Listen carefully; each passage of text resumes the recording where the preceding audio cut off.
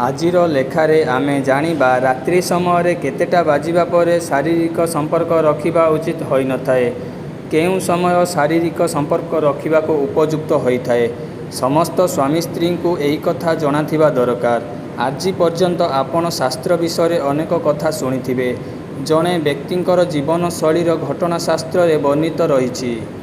जदि जणे ठीक से शास्त्र कथा को मानिकी चालू थाए तेबे से केबे हेले असुविधारे पड़ी न थाए। आमको कौनसी असुविधार सम्मुखीन होबाकू पड़ी न थाए जदि आमे शास्त्रर कथा मानि चली थाउ। राति 12टा परे शारीरिक संपर्क रखिबा अनुचित। शास्त्र रे समस्त कार्यर गोटे समय निर्धारित रहिछि एवं एही शास्त्रर नियम अनुसार राति 12टा परे शारीरिक संपर्क रखिबा उचित होई न थाए।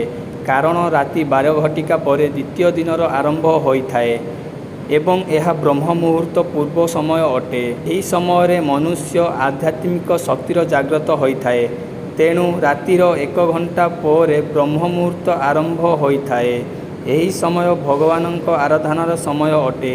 यही समय किछि नूतन योजना करिबा उचित। रात्रि 12 घटिका पर शास्त्र रे शारीरिक संबंध रखिबाकू बारण करा जाइछि। यही समय दंपति को शारीरिक संबंध रखिबा अनुचित होई थाए।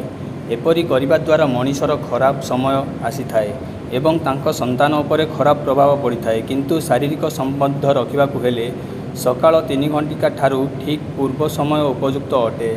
एही समय केही शारीरिक संपर्क रखुथांती तेबे सेही व्यक्तिंकर नाना समस्यार आगमन होई थाए।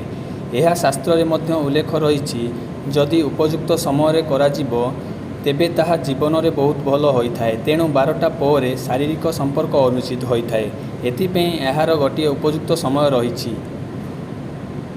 आगकू आम सह रहिबा पई आम यूट्यूब चैनल को सब्सक्राइब करंतु। वीडियोटी भल लागिले लाइक शेयर एवं कमेंट करंतु। धन्यवाद। नमस्कार।